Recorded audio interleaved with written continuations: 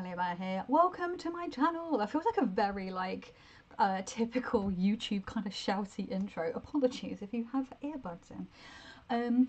As you will see from the title, I am resurrecting it from the dead. Not really, but just my 54321 tarot tag that I launched, that I created last year, and it grew. Not only did it grow legs, it grew wings and like really flew all the way around the world. I still have VRs to this tag to watch, which I've been very bad at doing recently. I need to get back on the wagon of watching and commenting on those videos, because people very kindly took the time to do VRs to them, and it got very overwhelming because there's so many of them, and a little bit of like my demand avoidance sort of kicked in as well, because if I feel like I have to do something, then suddenly I don't want to. Because neurodivergence, spicy brains, perfect for the spooky season, brains. So yes, 54321 tarot, Halloween edition, spooky edition. Just because I'm gonna try and upload just spooky season, spooky Halloweeny, Samhainy themed videos for the month of October, because it's the season. And Imogen, shout out to Imogen at Sapling Tarot, who had recently celebrated their 1-year channelversary, which is very awesome. Go check them out. I'll try to remember to link them down below. But they had said that they kicked off their channel by doing this tag, and I watched that video the day that I'm filming this video, although this video will go up probably next weekend, because I've just filmed a video before this which will go up tomorrow. If you want to know how the sausage is made. What a horrible fucking, like, I guess it's meant to be like a horrible phrase, because anyway, I'm vegan, so it doesn't matter. So they were saying that it was the tag that they started their channel with, and I was like, oh yeah, 54321 tarot. And then I remembered that there had been a couple of people like Rowan, and there was there's a French speaking video, a French language video, where they've done like Halloween editions of the tag, because I put the tag out in September of 2023, and like VRs were coming in for like months. Honestly, I've still had some coming in this year, even recently, like a few weeks ago. It's wild. And I was like, oh, that tag was really fun. I really enjoyed doing it.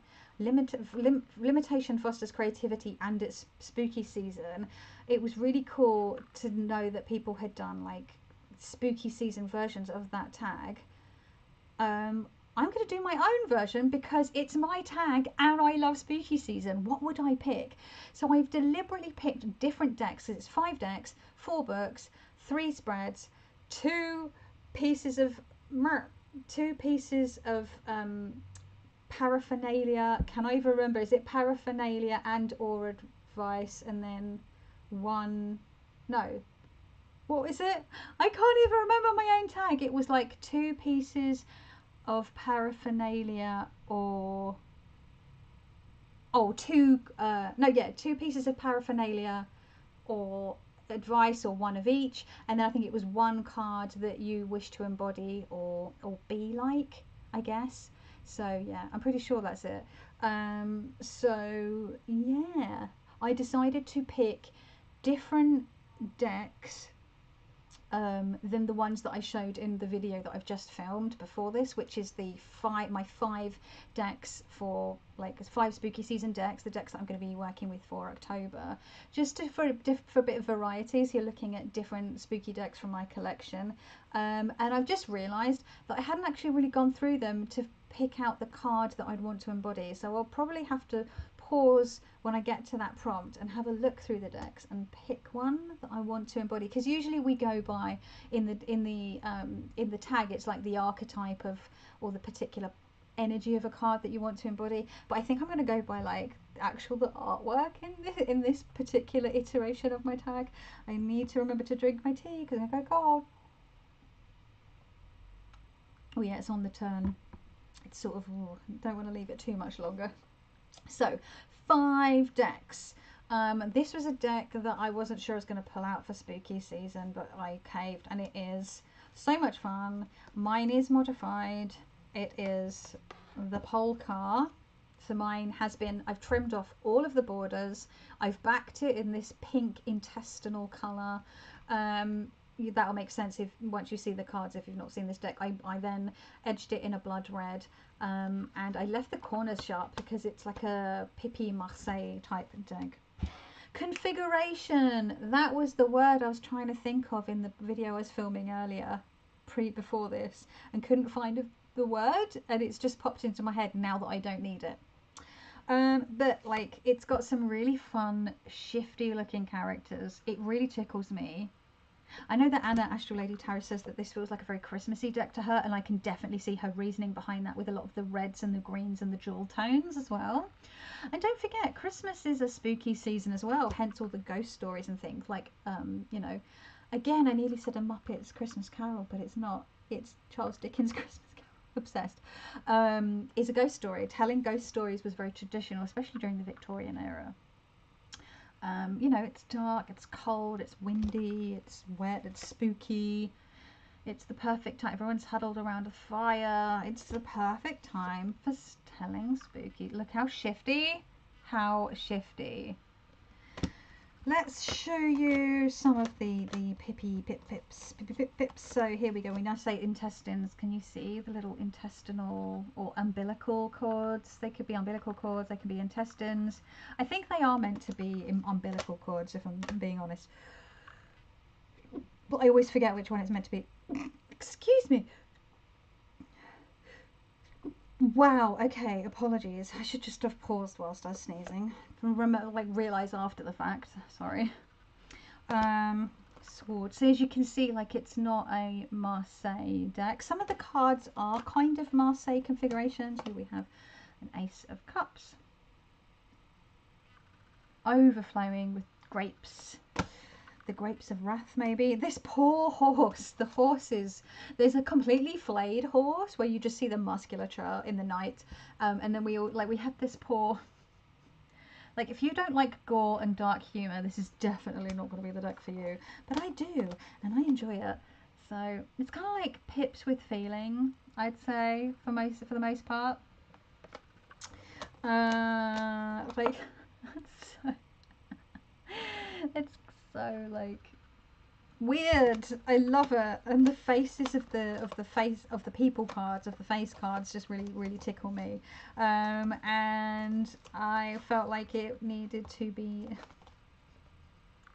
shared. This is the page of, I don't think it focused on that. Page of Cups. So yeah, lots of blood and guts, and I mean, it's fun in a creepy way, which is very much my bag. So yeah, heads on pikes and all sorts. And I love that it's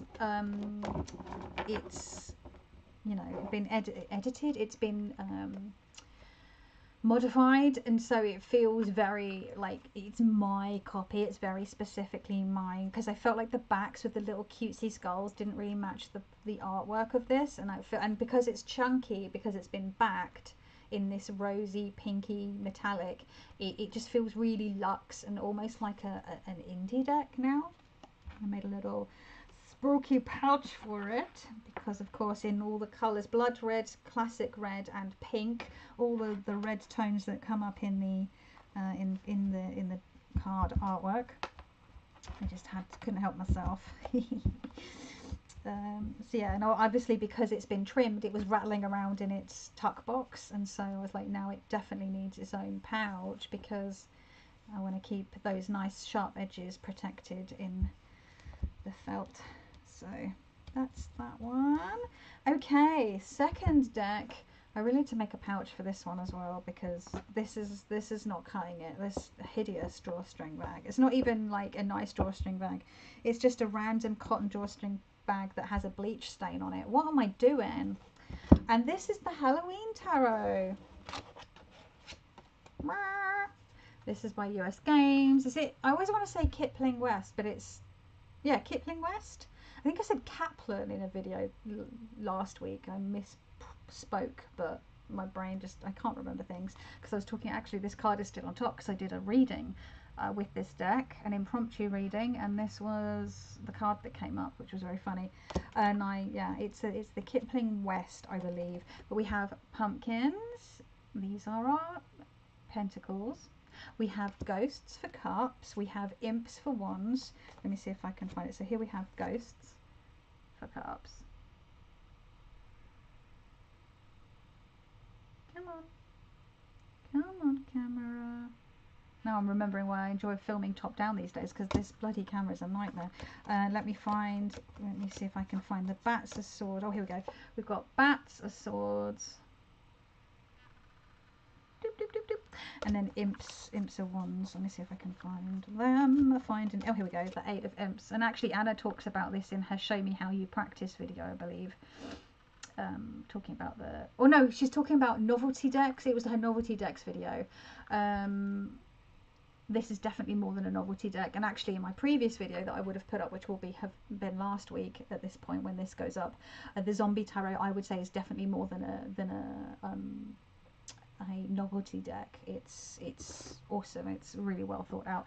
So yeah, this is one of those decks as well that it seems like a novelty deck, but it's been created by someone who really knows what they're talking about, and there's some really clever choices, and you know, it's just fun, and it's in that very sort of kitschy early 20th century spoopy Halloween style, and I really enjoy the bright, bold, classic Halloween colours. It's just fun, isn't it? It's just fun. And the black cat is in every single card, so you get to follow this black cat through each of the cards. Look at that pumpkin knight having a little sleep. So that's the 4 of swords, obviously. It's just fun. It's just fun. I just love it. Yeah. So that is my second deck. Let's put it back in this hideous bag. I'm so sorry. I keep meaning to make a pouch for you. I have the mini version, the tinned version, which I trimmed. So it's because I initially deal with the white borders, and I was not colouring them all in. I just didn't have the patience, so I cut them off. But then it was rattling around in the tin because it's really, really wee. So then I made the cutest like Halloween colours. I pulled the colours from the deck and made the most adorable pouch. But that one like stays downstairs for the most part because that's like a travel, take out and about with me deck.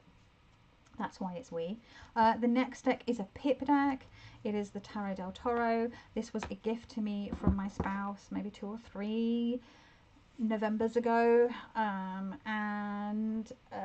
yeah, I love it. It's by Thomas Hiko, I believe, and if I'm correct, and it's like that sort of woodcut kind of style artwork. That artist has done loads of other decks since, including the Labyrinth Tarot and I believe the Dark Crystal Tarot maybe, but I've just got the Del Toro one. I really do like this art style, and it's a pip, not a Marseille.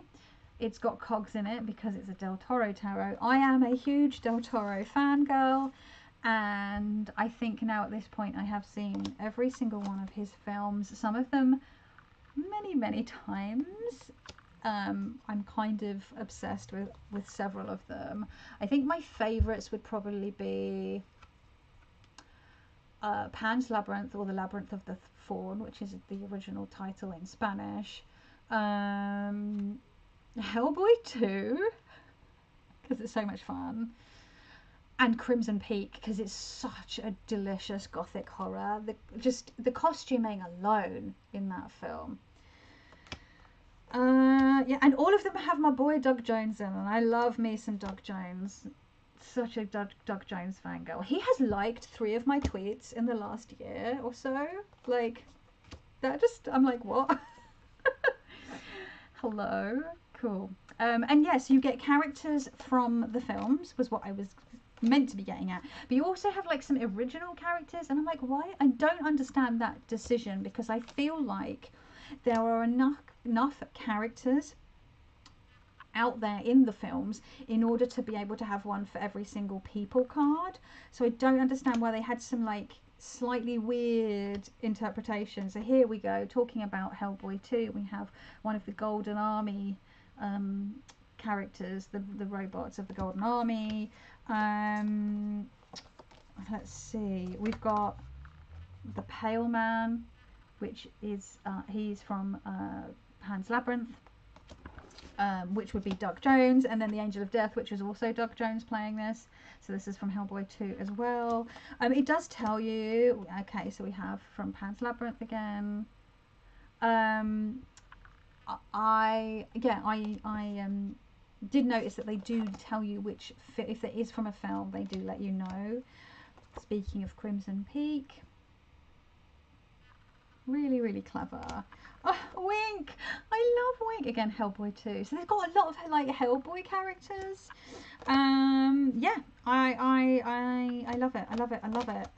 So the Pippi like the branches for wands. The cogs are pentacles. The magician is Del Toro himself, which is just too perfect. Let me see, like there's various types of blades for the sword suit. Cups are just cups. Yeah, so yeah, it's really, really this is from Hellboy 1 now. I think it's like meant to be the guy in the Russian graveyard that Hellboy wakes up to get directions. Oh, and this is from The Strain. Oh, I love the Strain vampires. They're so much more creepy than the classic idea of a vampire. It's so creepy. Here's another one. The way that they feed is so much more horrifying, I think. It's very clever. So yeah, that's the Del Toro tarot. I got such a big smile on my face. I can feel my face starting to hurt from smiling, but it just makes me happy. And it was a gift from my spouse, which makes it extra special. And it's just a mass market deck, but I think it's really, really well put together. There are some different choices I would have made, or characters I would have included, but that's always going to be the case, right? If you're a fan of something, you'll be like, well, I think this character would have been better for this deck, this card. But overall, I think it's very, very well executed, and I really love the artwork and everything. So yeah, that's my third. We're already 17 minutes in. Holy crap! Let's try and speed this up. Fourth deck, Shadowland Tarot, Monica Badarsky. So prolific. It's just really just amazing decks. I don't have her Awakening Tarot, but I do, and I don't have her very earlier, like her much earlier Indie Lenormand. I would love a copy of that, but I don't have it. But that was what then also birthed the Shadowland Lenormand. They're sort of it's sort of built on that, so it's not the end of the world. But yeah, the Shadowland Tarot, and I really sort of put off getting this. I didn't get it until 2 years after it was released, and I could have kicked myself because this was my Halloween present to myself 2 Halloweens ago, and I just, oh my god, love it. It's so cute.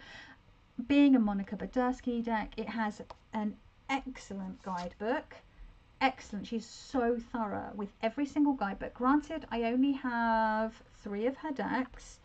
I have this, and then the Shadowland Lenormand, and then I have the Between the Worlds Oracle, which is one of my all-time favourite oracles at this point.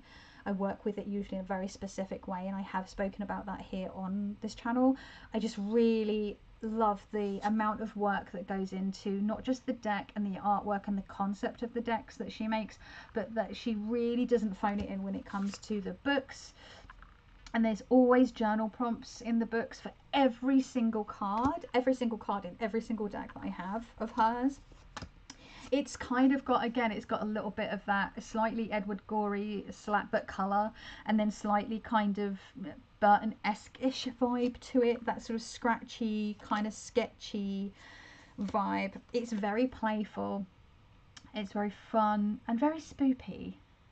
And actually, it's a deck that I've worked with all year round. It doesn't feel like it exclusively has to be a spooky season. I mean, none of them are for me because I just like spooky stuff. Look at this little witch. Like, can you see, like, the little cat with their own cauldron? Like, there's so many, like, there's so much going on in every single card, but not in a way that makes it hard for you to see, like in like an overly busy way. It's just, and then there's cards that are less, you know, less busy, like this one, I guess. But yeah, I just love it. I just love it. We've got weird swampy monsters and mummies and zombies and witches and spiders and bats. Here we go. The bats are the two of swords. And it's another one of those decks that makes me smile. The is it the 5 of Pentacles in this deck with the monster looking across the way of the campfire? Almost like makes me cry.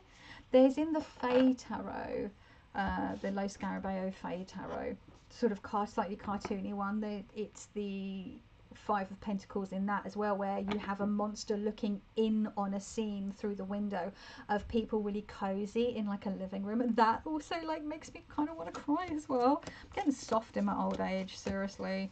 I don't know if I'm gonna be able to find it now. I'm looking, and that's going to be annoying because you don't want to sit and watch me flip through every single card in the deck, and I guess I could pause, but never mind. Anyway, it's a really cute, fun, well executed deck. The artwork's gorgeous, the book is gorgeous.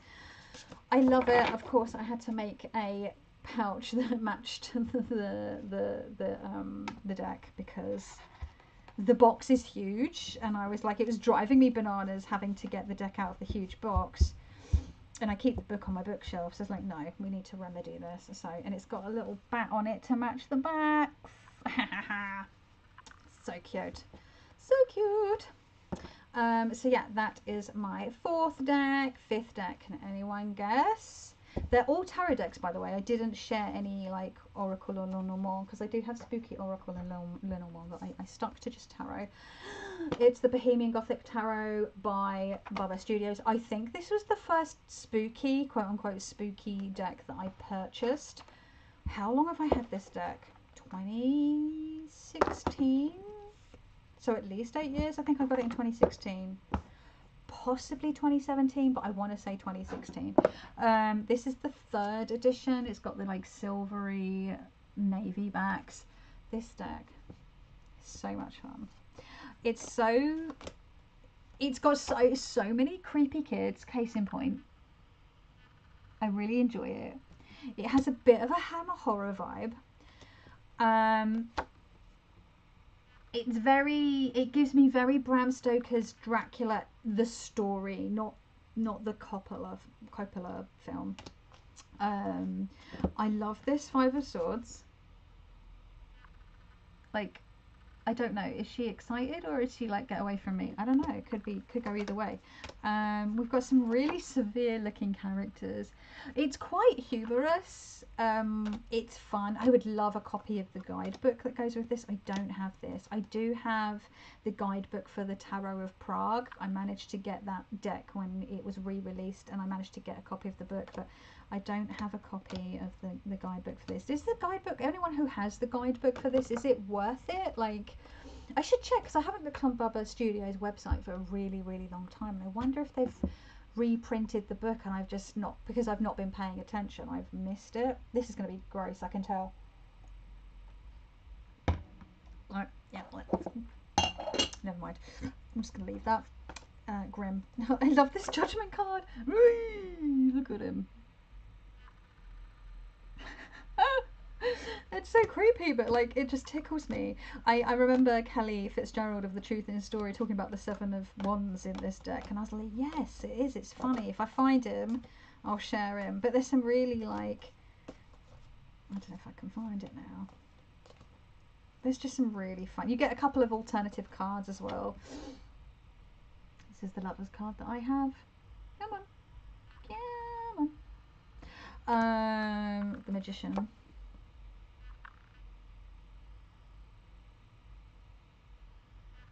Oh my god, I'd love a What We Do in the Shadows tarot deck that draws from both the mockumentary and the show. I know that's mixing vamps, but those vamps turn up in the TV show. Spoilers.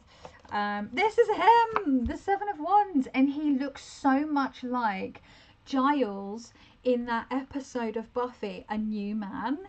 Anyone who knows what I'm talking about, tell me that doesn't look a bit like Giles in A New Man. Season 4 of Buffy.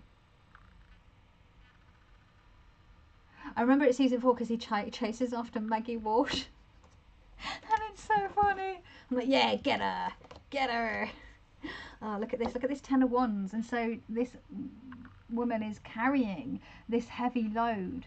But then we've also got like this spooky, like horned shadow. Like, isn't it just spooky and clever? So yeah, that's my 5th spooky season. Oh, hang on though. But hang on though. Frankenstein's monster. For the 3 of Pentacles. Like, fun. So yeah, we got like a Poe. Clearly to me this is Poe. Edgar Allan Poe, I mean, you know. If I'm saying Poe in October, you're gonna know, right? You're gonna know it's Poe.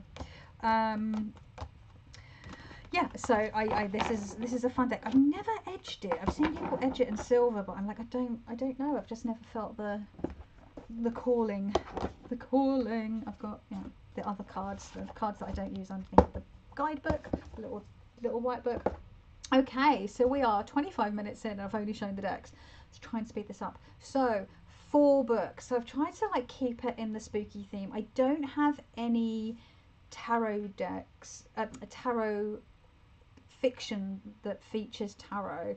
I guess I could have pulled some of my spooky fiction books out because I do like some like spooky creepy stuff, but I've tried to pick tarot books that kind of have spooky vibes or like make you think of Halloween. So I have the Magical Tarot. This is by Robin Valentine. This is from the set, because you can get the book on its own or you can get the kit that has this book, and then you get the tarot deck that's used to illustrate it, by Stasia Barrington, who made the Sasarai Bito Tarot. So I have this deck as well. Cardstock's not great, but the deck itself is super cute. And the reason I pulled this out is because when people think of Halloween, they think of witches, and they think of spells. I do have another spell book, tarot spell book, but it's actually boxed away in the attic. I don't know if it's an out of print book actually. I think it might be out of print.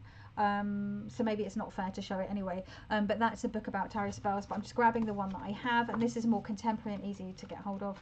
So each card is just the majors, I believe. I don't know if it's got the courts. I don't remember having the courts in there. No, it is just, yeah, it is just that. I was pretty sure it was just the majors. But you have a spell for each of the major arcana cards, like working with them as magical tools. Which is a fun thing to do, and I have used some of the spells over the years in the other book, but I can't say I've actually used any in this book. But that's the thing I should do. I think I got through halfway through the cards reading it, and then typical me, I didn't finish it. Really bad follow through, folks, on anything really. The next card, this next book, the second book, is Cartomancy in Folk Witchcraft by Roger J. Horne. Should need no introduction because he's a bit of a legend these days. He's like a modern, contemporary sort of folk witch, folk magic practitioner, and his books have really sort of taken off. And he's actually reworked and revised and re-released. So this is the re-released edition of Cartomancy. So this is a how to read Marseille / playing cards. I read this earlier this year or the end of last year. Can't remember now. I can't remember if I spoke about this in one of my things what tickle my pickle, my monthly faves videos, which I have stopped doing because I just sort of was struggling to find joy in anything, to be honest, for a long time, and I couldn't really bring myself to talk about things that and it also just felt weird to do, but maybe I'll reprise those again at some point. People seem to enjoy those videos. I did enjoy making them, but I wasn't feeling it. There was a point where I wasn't feeling in it, and it felt weird to be talking about things like, I don't know. But yes, I think this is one of the things that I spoke about. I really like his books. I think this is the second or third book of his I've read. I do have all of them on my wish list. And I really enjoyed this. I do think as a beginner book, I would still recommend Caitlin Matthews' Untold Tarot. I think that's the book that I would tell people to pick up first, because it's a really quick and easy read, and a bit less daunting than like Yoav Bendov's book or any of the other like bigger, heavier tomes on the Marseille or Pips. Okay, third book I'm going to show you is Tarot and Psychology. Spectrums of Possibility, and this is by Rose. I can remember Arthur Rosengarten. You can see my little tabby tabs. I didn't quite finish this book. I think I got up to just past where this tab is, which is why there are no other tabs at the end of the book. Again, in true Kelly Bear fashion, it's highlighted up until that point. But the reason I picked this is because a lot of people talk about turning inwards and reflecting and shadow work, and so this is a kind of book that looks obviously at tarot from a psychological perspective, from a clinical psychology perspective, and I felt like that was appropriate. It's a good book up to what I'd read up to this point. I would say, from what I remember now, like I do view tarot quite differently to when I was reading this. But I still think it has valuable things in it. I just take a little bit more of a woo approach to my tarot these days, although, you know, like I said, it's always good to draw on various different threads. And the last one, I'm going to have to be careful because my tennis elbow injury from years ago has been reactivated, re-irritated, and I'm struggling with my right elbow. So this is a very heavy book, so I'm going to have to just sort of be careful and support my elbow in my hip for now so I don't hurt it. But it's the Deviant Moon Tarot by Patrick Valenza. This isn't a guidebook so much. Well, it kind of is, but also it's an art book. It's a coffee table book. It's fucking huge. If you are a fan of the Deviant Moon Tarot itself and you only have the little white book, which I do think is pretty good. It does skew a little more negative, but it is a good little white book as little white books go. This thought has actually gone into it.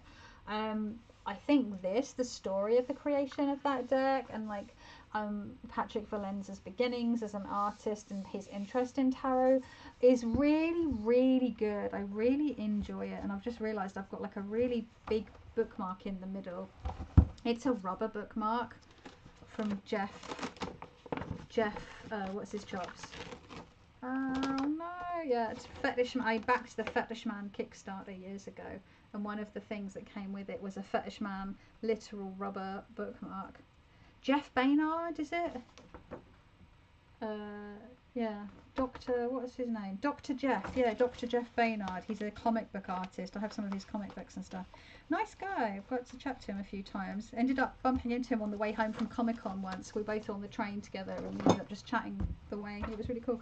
But yeah, this book is awesome. And if you want to deep dive on the Deviant Moon, this is your boy. It's very comprehensive, it's very beautiful, it's very heavy. I remember trying to read this at night time in bed and really struggling because it's so heavy, and I had to have two thick proper pillows on my lap, propped up so that it would be up in front of me. Because I couldn't hold it, but it's well worth the effort it takes to hold and read it. Yeah, so that's my fourth book. Wow, that was a really long-winded answer again. Okay, three tarot decks. So we're going to keep it 3 spooky tarot decks. Three tarot spreads.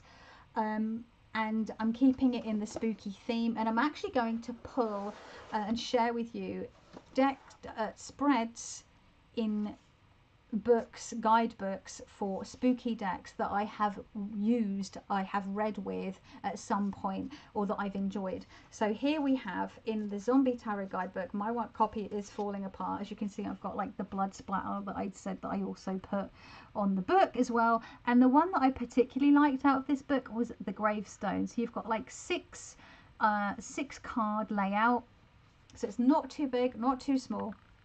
And here it says that I love that they've got spooky names, and then here's the blurb for it. In the middle of a zombie apocalypse, a cemetery is the last place you want to be. But this simple tombstone-shaped layout can help you identify and deal with an important issue in your life. So the 6 cards, we have this card 1. This card represents a central question in your life. So that'll be whatever you are obviously asking the tarot about. 2, this card represents unforeseen forces acting on that question.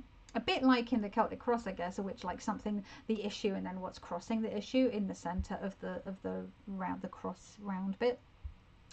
Card 3, so we'll show you. It just goes like this: 1, 2, 3, 4, 5, 6, sort of like in a little arch. Card 3, this card represents how other people are affecting you. Card 4, this card represents circumstances affecting your life.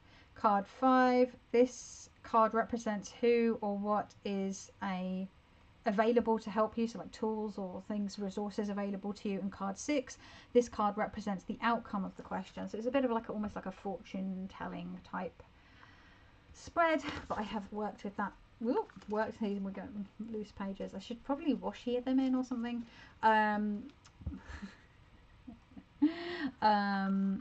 Yeah, I've worked with that. That's a fun one to do. And then the Shadowland Tarot. We've got quite a few spreads are shared in here from Monica Badersky, but I quite like the 4 card moon cycle spread. Again, it's not too big, it's just like a little easy to do. So it says here, to identify cyclic issues and break unwanted patterns. Moon cycle. To break unwanted patterns, it is necessary to find the core issue. This spread will help you identify how to break a stubborn cycle and allow you to move forward. After shuffling the cards, lay them face down in a circle clockwise, beginning at the top, blah, blah, blah, blah, blah, keep going. So, and I like this because it's not like when you think, oh, moon cycle spread, you're thinking, oh, like, you know, it's going to be a card to do for the moon cycle. No, it's actually talking about breaking cycles, which I thought was really clever, because when I first saw this in the book, I was like, oh, a moon cycle spread, and it's like, no, we're just using the moon the moon cycle as like the representation of a cycle. You know what I mean? Anyway, the first card represents the dark or new moon, which is not visible in this stage and reveals the origin of the matter. See, this is a shadow work deck, shadow book. Gets like, it's all geared towards shadow work and getting to like all those gnarly crunchy bits in the underside.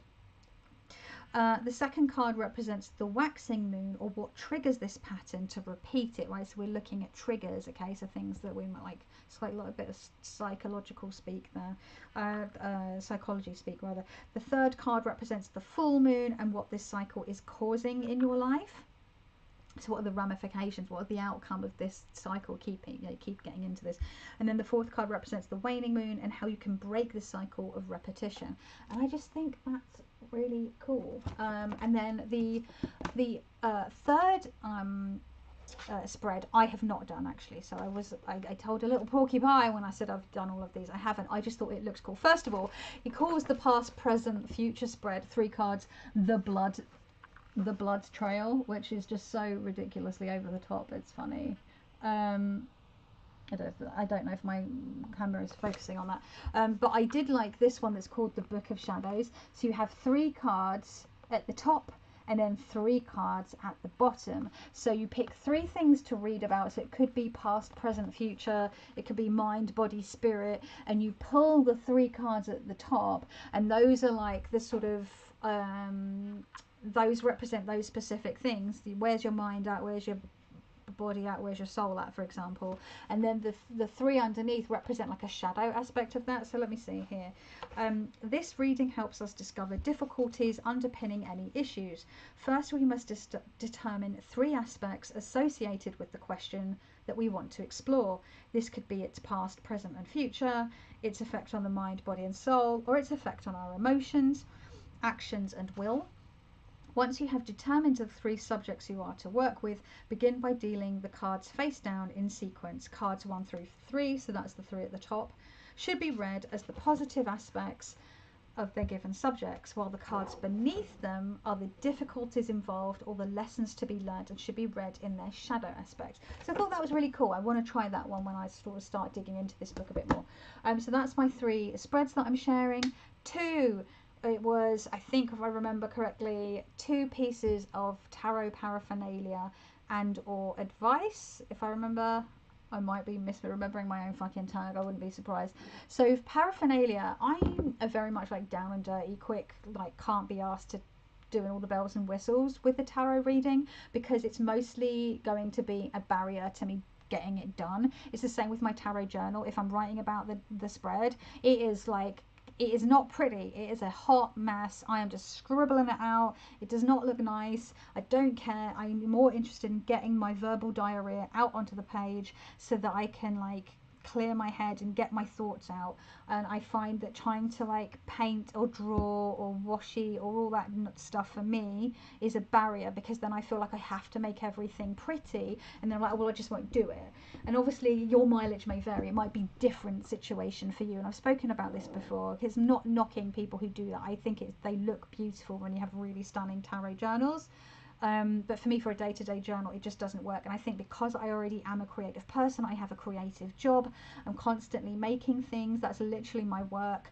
I would rather spend my creative energy and my time on that, or even my creative hobbies, rather than like getting my tarot journal out. Whereas for some people, their tarot journal, like I have a good friend of mine, her tarot journal, creating it and making it look beautiful, is her like creative hobby. That's her hobby, part of like how she expresses herself creatively. So for her, she'll sit down and she gets all the bits and pieces, and it's like her me time as well as her tarot time. And I totally get that. Both are valid, right? So for me, though, when it comes to spooky season, if I'm doing a reading, especially if I'm reading at my desk or just in my bedroom, I have on my desk two spooky season October autumnal candles. I have this one called Decapitation that was sent to me by a friend of mine. Actually, both of these were given to me by the same friend who knows that I love spooky season. And this is the notes of pumpkin spice and smoky embers, and it smells so good. I don't even need to light it. I had this open on my desk last night when I was playing D&D, and the smell filled the room, and I hadn't even lit it. It's so good. It's soy wax, hand poured. I think, I can't remember the name of the company, Apollo Ipsen. Their candles are really nice. It smells so good. So I'm more likely during spooky season to actually, because they're just there and I have them. And then this one is pumpkin spice latte, which again, it has more notes. This one smells like, yeah, more sultry and dark and moody, and this is more like, I'm gonna have a pumpkin spice latte and watch a spooky comedy horror like Tucker and Dale versus Evil or Shaun of the Dead or Attack the Block, all films that I watch every single October. I haven't watched them yet. I start off with like the really like badly rated horror films that you just see, like generic horror films that go up on like the streamers. I watch a bunch of those, and then I get to like the big guns. It's like Christmas. I'll like get the big gun films out close as it gets closer to the actual event itself. So as it gets to like the last third of October, the last 10 days, I'm pulling out my Shaun of the Dead, I'm pulling out the Attack the Block, I'm pulling out the Cabin in the Woods, I'm pulling out like some classics, The Thing, Alien, those like the big guns. I watched 8 for Silver, which is also called The Cursed. It was released at a film festival under The Cursed, but I think it's going on Netflix as 8 for Silver. That was okay. I watched We Have a Ghost, which was quite fun. That was with Anthony Mackie, Jennifer Coolidge, David Harbour, and Tig Notaro. That was quite fun. And then I watched The Deliverance, which was like apparently it's based on a true story, and it was quite spooky and quite different. I quite enjoyed that as well. I watched that earlier this week. And then I haven't watched anything spooky today, but I think me and my spouse, it's Saturday, so we usually have a film night on a Saturday, so I will probably be watching a spooky film because they don't like horror, so we'll probably watch a funny horror, comedy horror. Anyway, oh my god, I just completely side-quested. I'm so sorry. Do I cut that out? I'm probably just going to leave it. I don't have the spoons to edit. So yeah, I will light these. So if I'm sitting at my desk, or if I'm sitting at my altar, or if I'm sitting on my bed, I'm still going to smell them, is my point. So those are my 2 pieces of paraphernalia. Advice, I guess. I could give, those could maybe count as one piece of paraphernalia. Candles, to set the mood, the spooky mood for the the smells of autumn. And then one piece of spooky season advice.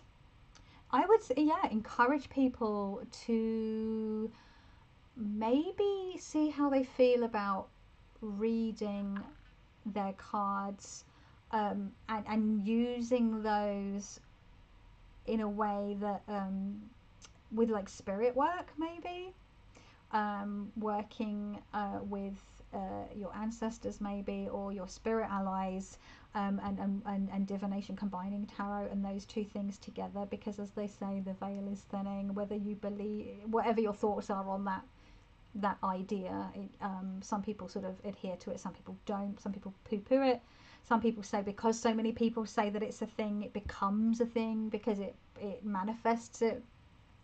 But I think it comes from a mistranslation originally, and it doesn't actually mean the veils are thinning. But maybe now we've sort of put so much energy into that thought, it's almost like a tulpa or sort of an egregore, and it becomes so, right, like as magic can work. So yeah, I feel like getting in touch with that side of things, if that's not something you usually do in your practice, or you do work with spirit allies but you haven't combined them with tarot, could be quite an interesting thing to try. I would encourage you to do that.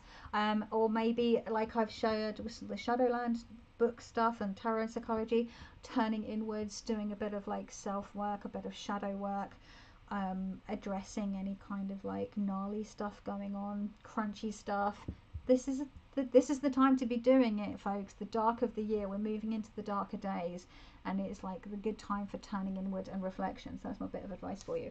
Final thing, card that I would like to embody or be. I'm going to pause it, and I'm going to have a look through the decks and find a card, not necessarily the actual card itself, but the artwork that I kind of want to embody. So I'll be back. It'll be a mere moment for you. I found it really, really quickly, like in less than a minute. I pulled the Halloween tarot because I knew I wanted something spooky. And then I had this, I was just like, this card, I was just like, it was like the 5th or 6th card. And I was like, oh, the Chariot, which is a pumpkin person driving a hearse. And the reason I want to like embody or have this card manifest, in the sense that ever since I saw Claire in 6 Feet Under back in the 90s, with her busted up weird green hearse, I was like, oh my god, having a hearse as a car to drive would be so cool. Very big, very cumbersome and unwieldy, I guess, but I was just like, that is so cool. And everyone at her high school excuse me, were like really weird about it and made fun of her, and I'm like, why are you making fun of her? Like, that's literally goals for me as a spooky person.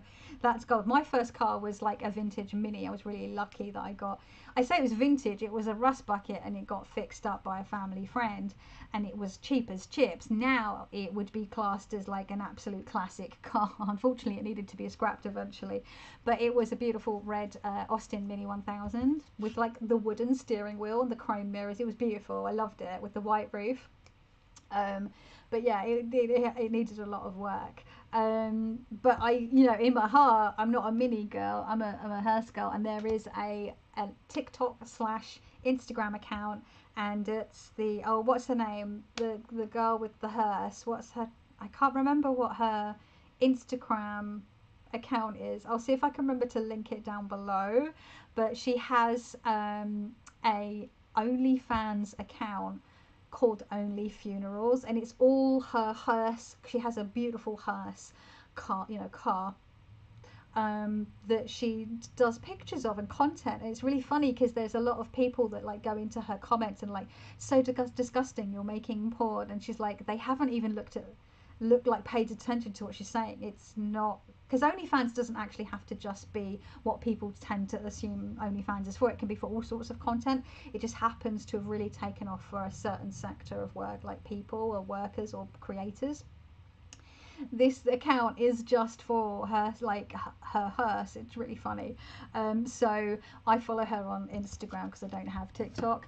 But yeah, and she's so cool, and I'm like like every time I see one of her videos, I'm like, oh damn, I'm so envious of her having that car. But I haven't had a car for a really, really long time because living in London, you kind of don't really need one for the most part. You know, traffic's really bad. There's the congestion charge. We're trying to save the environment, folks. I'm actually a big fan of pedestrianising larger, like more parts of London, and making, there was a big drive in my local area to put in lots of cycle lanes and to pedestrianise and put in like Dutch crossings and things like that. Dutch crossings, Holland crossings, whatever they're called, in a lot of the spaces, and to make it much more pedestrian friendly, and I actually really like it. So it's been a lot nicer to walk around, and it's a lot easier to cycle around if you have a bike, or roller skate along if you feel comfortable roller skating on cycle lanes. I'm not at that point yet, but I look forward to the day where I feel comfortable roller skating along the cycle lanes, and I do see people doing that, especially in the summer. It's very cool. So anyway, so yeah, that is, I would, if money were no object, what's that meme? If I won the lottery, I wouldn't tell people, but there would be signs. The first signs for me would be like getting all the medical care that I need but have been struggling to access or can't access because of money.